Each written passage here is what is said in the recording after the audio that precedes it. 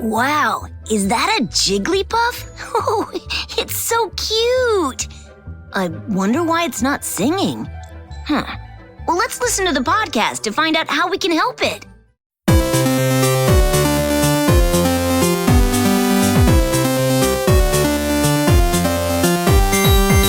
Hey, everybody. I'm Veronica Taylor. And I'm Rena Taylor.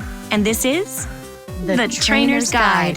Today's episode, The Song of Jigglypuff. Hey, everybody. Welcome back. This is episode 42. Very Amazing. Mm-hmm. We, I think I can honestly say we're all still reeling a bit from the passing of Rachael Lillis. And here we are at an episode which really features her. So the timing is appropriate. She plays Jigglypuff, she plays Misty and Jessie. Yeah, it is definitely a Rachael episode, that's for sure. Yeah, they all are. Yeah, that's right. I also want to say that this episode, it's like prime performance for her because the Jigglypuff song it's just perfection. And she had to sing it so many times. And I'm sure she had to sing it over and over as well. Well, yeah, because it was different every time. Like just a little that's bit, right. you know? Mm-hmm. So there was a lot of that. Did. I did find myself yawning a little bit at the end because of that. Yeah. It's so soothing, you know? And at the end, I did find myself going, wow, this song is going on for a long time. Like the last one, they really played it out.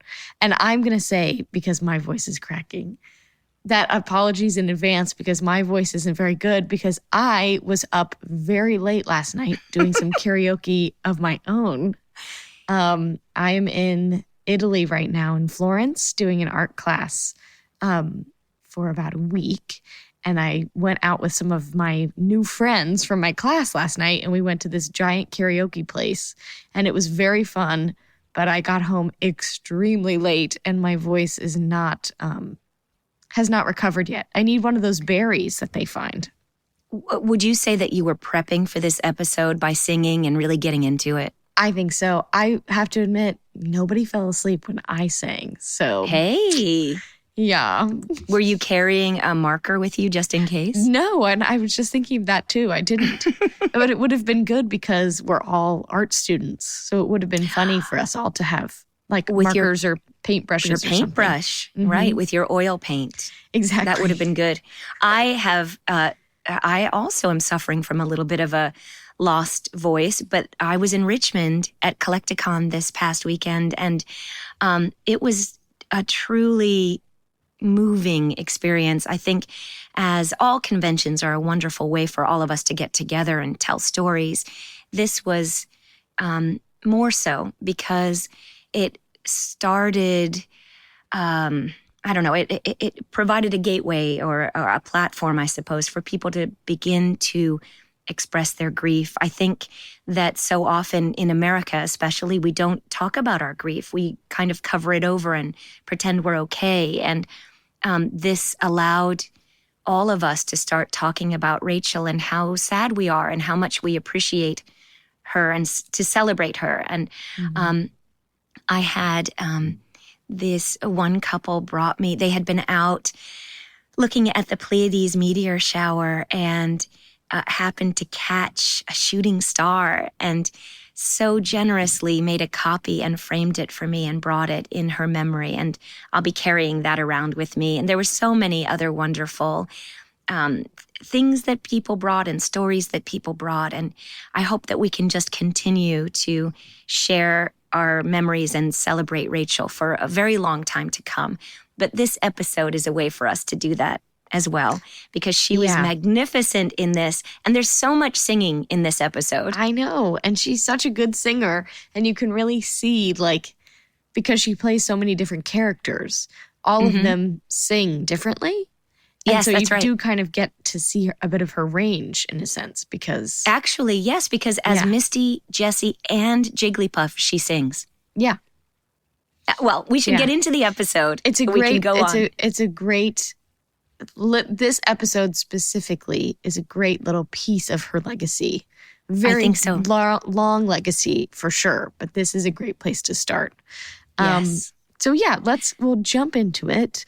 Well, I do want to say, just in a tiny thing though, Rachael, I mean, you've known Rachael your whole entire life, and actually pre-life, because Rachael was, of all the people I was working with, she was the first person to look at me and say, "Are you pregnant?" Because she just had an idea that you were in there. Yeah. And of all the people I knew before I had told anyone, she guessed. And anyway, I think that's so special. And I'm just happy that you and I can be here kind of together talking about her and kind of starting off this, our lifetime of remembering and talking about her. So just that tiny thing. She was amazing and so intuitive like that. That's it. Like, so intuitive. Gosh. And I think that's what helped her to be able to inhabit characters in a more complete way. And I don't know, there was just so many. I could go on and be thinking of new things to say about her all the time. So we have years to do that. So anyway, I just wanted to start with that because I miss her so much. But we are starting this episode in the vast desert, trudging along, looking for Neon Town. Yeah, it's interesting, the landscapes that they go through. I mean, it kind of reminds me of when we were in New Zealand and we were driving down the North Island. And we just were driving through and we came across all these different terrains. Yes. And this is similar. Like they're in a mountainy, deserty range. And then they just come upon this giant city, like a mirage. Much like Las Vegas, because you see that town with all the lights shining, but there's nothing around it. When you're flying over it, for instance. Yeah, exactly. You just see it as a beacon. But emptiness all around. Like this, they say it's a desert, but it's probably a mountain. I don't know. Who knows? There's nothing there, no trees. And then the bright lights are shining out of Neon Town. And everyone is on edge in this town because they stay out all night and they don't get enough sleep. Which is kind of New York, kind of Las Vegas, kind of name your town. Tokyo, I would think, London. Too. Yeah.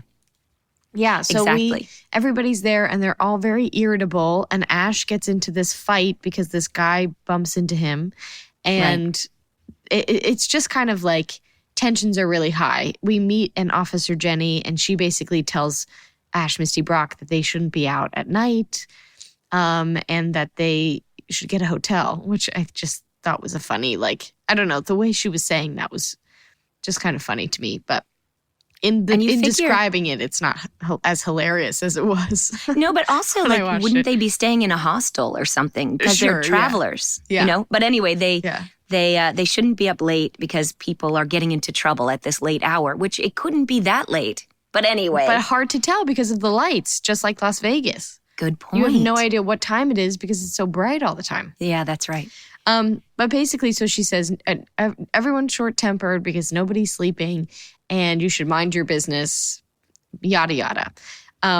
So they go, okay, yeah, let's get out of here. So they leave, and then we see Team Rocket are not far behind, and they, too, run into the guy that Ash almost gets into a fight with. Yeah. And he just, instead of, like, arguing like he did with Ash, he just starts beating up James. That's right. And then this giant woman who is you. I know, who sounds so Ash-like, which I was like, we should have changed that. But anyway. She starts beating up Jessie. She's spanking her. It's so crazy. It's so crazy. What did prepare for trouble is what Meowth says? Yeah, we should prepare for trouble. Hilarious.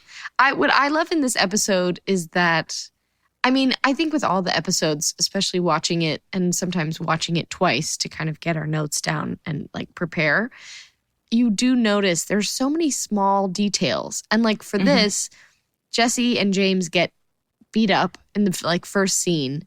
And then we cut to Ash, Misty, and Brock. They're in this forest. They wake up. They get out of Neon Town.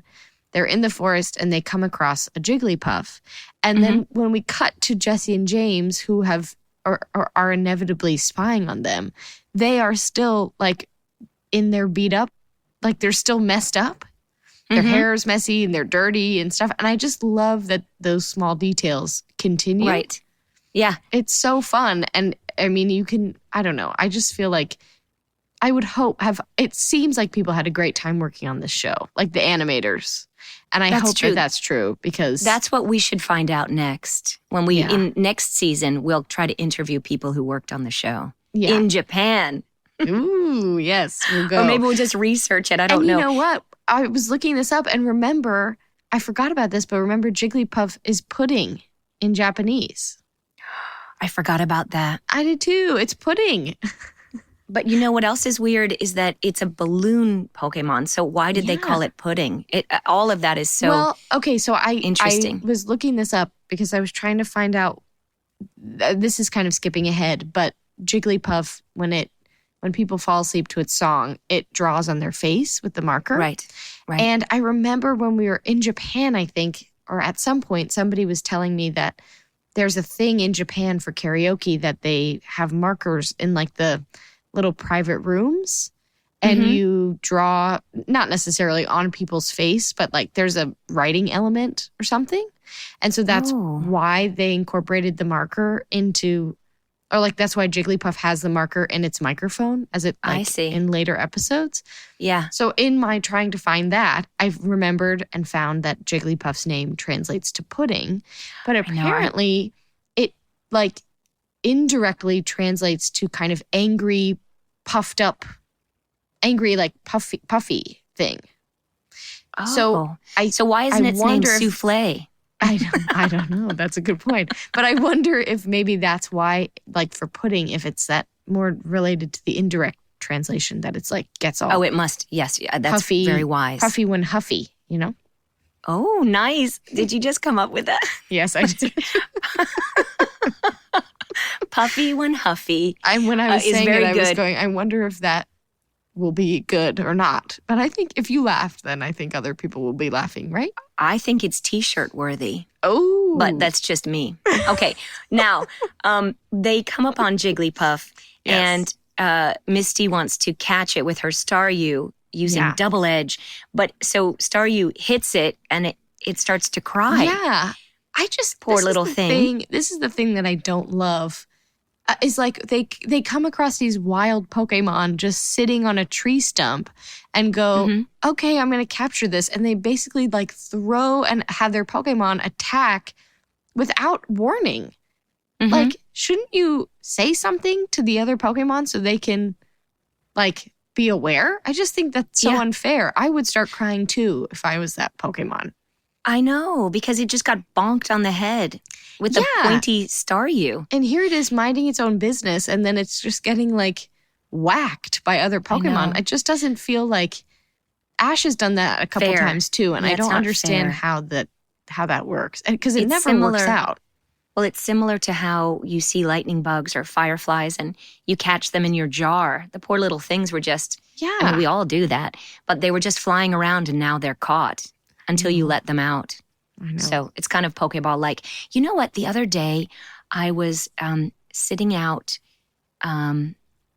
actually with Tara and Lisa, and we were having a little coffee and talking about Rachael, and this green beetle, they're flying all around in Los Angeles. It landed on the table. Oh. And I was trying to catch it. And what I wanted to do was catch it and move it somewhere else. And I was using my plastic water glass, or it was reusable from the restaurant. And when I tipped it over to kind of put over the green beetle bug, water dripped out and the little guy just went and started drinking the water. And it really was thirsty. So I gave it a little bit more and then it drank and flew off. Oh. So you don't always have to catch something to to kind of help it out. So anyway, that was just a little moment. But okay, so we find out it was really beautiful, and that image has stayed with me. And sometimes I like to think it was Rachael zooming over to say hi, and then zoomed off. So Just thirsty. anyway, that's my own little thing. Yeah. Yeah. But we find out that the Jigglypuff can't sing. Yeah. And that's all Jigglypuffs do is sing. So this one That's right. can't. And so Ash. But it does love Misty. It keeps nuzzling up to her, and then Yeah. it also gets kind of mad. It has a lot of emotions. Well, It's- angry, yeah. angry, happy, actually. True. And so they all decide that they're going to help it, like try and figure out how to help it sing.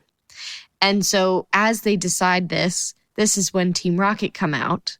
And again, I say this every episode, but they really are the best part of the show. They steal the show. And if you doubted me before, if you watch this episode and do not agree, you don't come away with the same thought after this specific episode.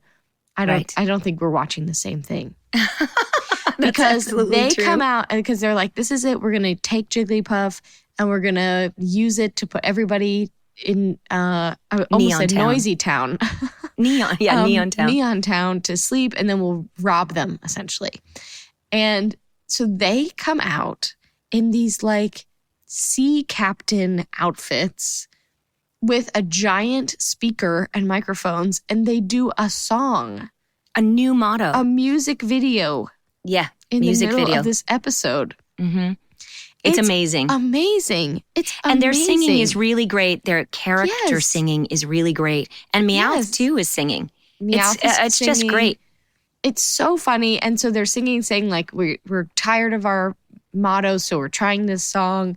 And I love, like, so they're talking about, they're doing their prepare for trouble kind of like thing. And then James is like, I'm the handsome one. Yes. Jessie goes, I'm the gorgeous one. Mm-hmm. I just love that that's and like they part of finish their it song. with, we want to catch a Pikachu, and when we do, we'll be the stars of this cartoon. I know. It's so It's hilarious. Brilliant. And they're like, looking good is lots of fun. They say something of like, we get knocked down, but keep rolling along or something like that. And It's so good. it's so good. I don't know. And also, like, again, in the age-old questions that I have, where did they find the power cord? That must have been a super long extension cord to plug in that and they boombox. use it later, too. So they at least reuse something. That's true. Yeah. Mm-hmm. This episode was great for them and getting to use a lot of their talents. So they sing and basically then get defeated pretty quickly. They get pushed away by Staryu and Squirtle. Right. And so they run away. And then we are kind of back to trying to teach Jigglypuff how to sing. And it turns out that Misty is a very good vocal coach.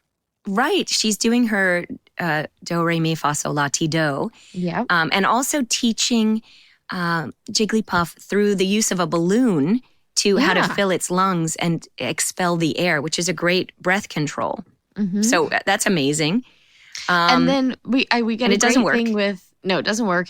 And we get a great thing with Pikachu trying to sing, and Ash is like, "Yeah, great job, Pikachu." And then Jigglypuff, it like begins this rivalry with Jigglypuff and Pikachu, and Jigglypuff is like hitting Pikachu secretly. Keeps like kicking it out of the way. It's really it's quite odd, I think. It's a very violent Pokemon. That's true. And moody. That's all we can say. Yeah.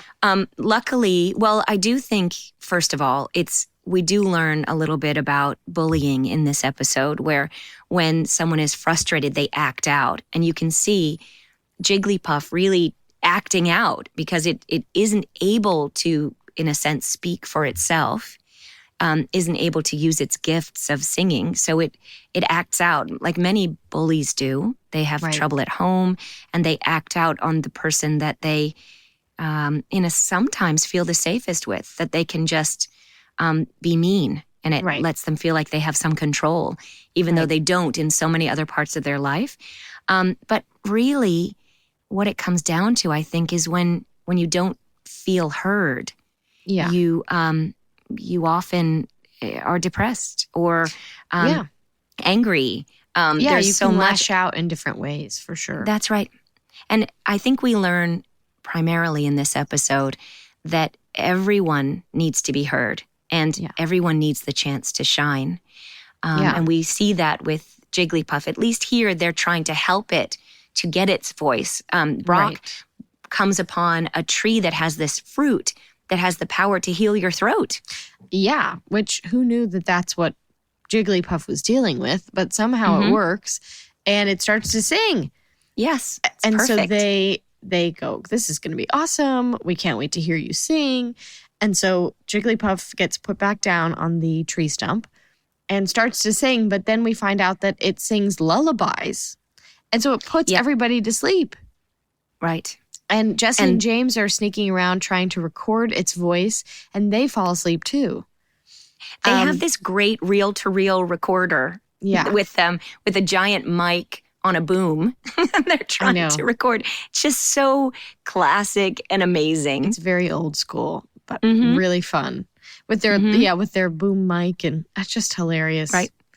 And then we find out there that Jigglypuff is angry that its song puts people to sleep. Right. So when it stops singing, it gets really upset because nobody was awake to hear the end of the song.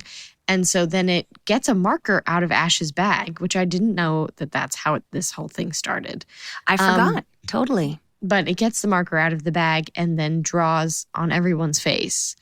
Including these, Team Rocket. Funny faces. Yeah. Yeah, and after it goes to Team Rocket, it slaps them to try to get them to wake up. And when they don't, it just writes on them also. Yeah.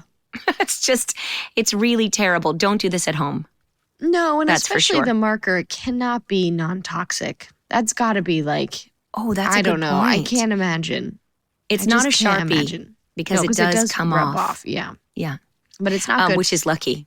And so they basically try all these different things where they are getting Jigglypuff to sing at the Pokemon that they have, and they try Psyduck. And so they're all trying to find, like, there has to be someone out there who won't fall asleep to Jigglypuff's song. And so they try their Pokemon. It doesn't work. They try Psyduck, which doesn't work. Psyduck falls asleep with its eyes open. Psyduck so is so fools crazy. Them for a moment, but not the whole time. It's so crazy. And so then they decide to go into Neon Town because those people never sleep. And so this will be great because they never sleep. And so this is actually Jessie and James's plan all along. So it kind of plays right into their hand, so to speak. Yes. So they but get I think it's interesting too because Misty says, it must be so frustrating to have such a beautiful voice and no one to hear it. And I think that goes to what you were saying about so many. I think we all have the responsibility of reaching out to people that we care about, and checking in on them and listening to people, even if we don't know them, because so many people have such interesting stories to tell and who are just in general amazing people. And sometimes you take them for granted, and then, everybody deserves to be heard. And I think that that's really so important.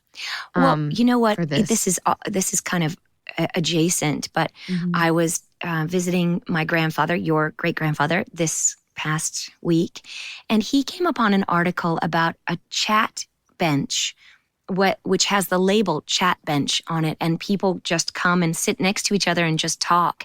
And it's interesting when people have the opportunity to just sit and listen, or to just sit and talk about something that perhaps they don't really want to talk to their family about because they don't need the advice from someone who is going to give advice from what they need from you, if that makes sense. That you can it's almost like a therapy in that you talk to the therapist. They don't need anything from you, so they can just listen and give you feedback or honestly react. And that's similar in that this, all of us can be the chat bench listener in our lives by just giving people time and allowing each other to just talk and respect them and honor their talents. I do think that's something that we all overlook a bit too much. Yeah. And it can lead to so much resentment and misunderstanding in life. And people need to be acknowledged for how great they are. And we don't get that enough Yeah. in real life. So let us be the chat bench. Totally. Anyway. I think too, like even that, because I was going to say, as you were saying that reminds me of what we've always worked on is just talking to people, or like if you're in line for food, just trying to start up a conversation with the person in front of you. Like if your eyes meet or something, you don't necessarily need to always just be, chatting, but it's a great exercise to put yourself out there because it's so, especially these days, I feel like, I know for me, sometimes I can get so much in my head, even though I love meeting new people, but I can just kind of like work myself into not being outgoing in that way. Yeah. But it feels so nice when somebody does that to you, or just like that's true. Starts a conversation or, I always find like if you're in line getting coffee or for food or something, a great opener is like, what are you ordering? Because then you don't have to necessarily talk about anything other than that, but it's a great starting point. And then you don't have to like try and come up with something like huge and weighty of like, what do you think about this? But it's a really I think good that point. too, it's like it feels so nice when somebody, when somebody reaches out to you without any, they don't know who you are. They're not asking for anything, it's just like wanting to strike up a conversation and wanting to, in that sense, hear what you have to say. And so I think that, it feels good when you do that to somebody else too. Also, so many people have headphones on nowadays when they're walking around, so they can't connect. So it's, I mean, here in this episode, the earplugs don't really work and people still fall asleep. But in our real life, take out the headphones so that you're available. Yeah. That you can be reached out to as you are reaching out. The funniest thing is I always find that whenever I have headphones on, the only time people talk to me when I have them in is when I'm on the phone with somebody. Of course. And so I'm on the phone with my earbuds in. Yeah. And then I have to be like, oh, hold on. And it's like really awkward. But whenever I have my headphones in and I'm just listening to music, nobody talks to me. Right. Well, that might change now. Crazy. I know. Anyway, so Team Rocket shows up in Neon Town in these kind of British punk rock outfits with a portable stage that's in a truck. And they have a giant speaker. Right. And this is Eric's like favorite voice to do. Oh my they're gosh. Like, oh yeah, what is it? I can't even think about it. I can't even get there right now. But they're like, it's like if you want to use our stage, go ahead, kind of. Anyway, whatever. Just in this kind of like Team Rocket putting on a British accent. It's just, it was so Beatles. Great. It's like the Beatles. Yes, exactly. Yeah. Exactly. It was really great. And so, of course, Jigglypuff has the perfect stage to project its voice, and everyone falls asleep. Everybody everywhere. In the entire town. And the Jigglypuff then writes on everyone's face in the entire town. And runs away. Mm-hmm. But it actually, I really thought this episode was going to end with Officer Jenny like hiring Jigglypuff to work with her. Oh, what a great idea. Because it like this Jigglypuff song puts everybody to sleep and they all wake up feeling so refreshed because they slept and they are rested. And they're nicer to one another. Yes. And so I really thought that this was going to be something where like Jenny said, I want you to be my deputy and then you can sing to everybody, That's a great idea. Which would be using its voice for good in that sense. And it would have a purpose rather than just feeling like, nobody likes it or whatever. Right. But that doesn't work. Maybe that's Jenny down the is line. Also asleep. Yes, I think so. But so everybody wakes up. They're in a much better mood. They all apologize for being mean. And everybody kind of goes on their merry way. Team Rocket is really happy about, they're even in though a good they mood. Failed, the sky is blue, the sun is shining, and James gives a tra-la-la at the end. And, Ash, Misty, Brock are going on their merry way. They're sad because they can't find Jigglypuff, but, little do they know that Jigglypuff is actually right behind them, following them. So I'm sure and that's how the episode ends. It again. Interestingly enough. Hopefully we will come upon Jigglypuff another time. Yeah, I think so. I do think Rachael singing as Jigglypuff was amazing, and I recently saw I saw a video of her talking about her ability to do the baby voice, which she does incredibly well. And this whole Jigglypuff is a great baby singing, you know? Yeah. And she was, oh my gosh, just so incredibly talented in so many ways.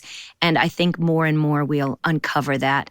But this was, the star was Rachael Lillis of this, for sure. Oh, definitely. I guess this is a good time for the Poke Wrap Up, where we hear from you, the Pokemon community. We asked you to send in your Pokemon stories, memories, and inspirations. And here are a few of this week's. We thought because this week's episode is dedicated to Rachael, that we would read some of your lovely emails that you sent, sharing your memories not only of the show, but of Rachael as well. So please enjoy. This is from Matthew in Jacksonville, Florida, who writes, I've written to you previously sharing about why I love Pokemon so much. A huge part of what drew me to the franchise was the anime and the heart that the original voice cast brought to the whole series, including Rachael. I'm devastated to hear about her passing. Her talent made Misty the Spitfire that she was, but also helped show her as a caring person when it counted. Her delivery of Jessie's voice lines packed the perfectly wicked and comedic punch. And who could forget the cuteness she brought to Jigglypuff with that perfectly squeaky voice? I wish I would have had the chance to meet her and tell her that I appreciate her for helping to make my childhood so memorable. I'm sure that both of you and the entire original cast, as well as so many others who worked on projects with her, are all grieving the loss of a dear friend. I'd like to think that while the rest of us are all still here on this earth, Rachael's journey continues. My deepest condolences to you and to the rest of her loved ones. This is from Dylan in Dublin, Ireland. Hi, Veronica and Rena. Firstly, I'd like to extend my condolences on the loss of your friend Rachael and to thank you both and the wider 4Kids community like Tara, who have done so much over the last while for your friend. The passing of Rachael hits a little close to home as I lost my sister and aunt to breast cancer. I met you both in Dublin and you were both so kind when I got a little overwhelmed. For me, Pokemon has always kept the memories of my sister close. She encouraged my obsession with the games and show. When I get to watch the shows, I get to relive those memories with my sister. Getting to meet you as an adult and reconnecting to Pokemon through the show and podcast has really just reinvigorated my love for Pokemon. I'll keep Rachael in my thoughts alongside my sister in the future as I watch the show. Rachael's art will live on forever in the mind and hearts of those who watch it. Veronica, thank you for being my hero as a kid and now as an adult. I see you still being such a positive influence in the community of Pokemon, and thank you. And this is from Jake in New Jersey. Hello, I hope you both are well. This is something I never thought I'd see or hear, but I'm glad I have. I wanted to share something about Rachael Lillis. Last week on my Instagram, over the song Winter is the Coldest Time of Year from the Pokemon Christmas Bash, I wrote, It's not even mid-August, and I'm still thinking about this song. Such is the power of nostalgia, but more importantly, the people who make it happen. What Rachael Lillis did for my childhood and so many others as a veteran voice actress and singer is something which could never be replaced, could never be given back, and most of all, will never leave. She was a voice-acting powerhouse who brought such joy, emotion, and warm humor to every role she found herself in. The initial success of the Pokemon anime in the West was due to many things, but I truly believe her multiple performances were a factor. But in other series, she proved she was so much more as a bright talent than even that. I discovered even more of her talent in my later years. The gift of legacy is that the story it tells never ends. Her work will be cherished by new young lives for generations to come. She lives on and waits, always, to be rediscovered in the gifts she left behind. Rachael Lillis, forever. A very, very special thanks to Matthew, Dylan, and Jake for sharing these, oh my gosh, such wonderful stories and memories with us. Thank you so much. But we want to hear from all of you. Email us a short recording or write to us at trainersguidepod@gmail.com. And try to keep it short if you can, because we don't want to have to edit, but obviously we are reading some that are longer. And please include your first name and where you're from. Well, that about wraps up this very special episode of The Trainer's Guide. And, as they say, to be continued.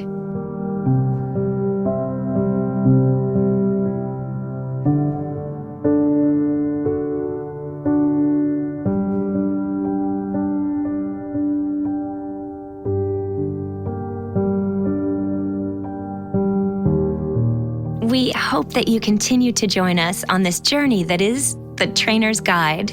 As you know, you can find us on Apple Podcasts, Spotify, or wherever you get your podcasts. Wherever you're listening now.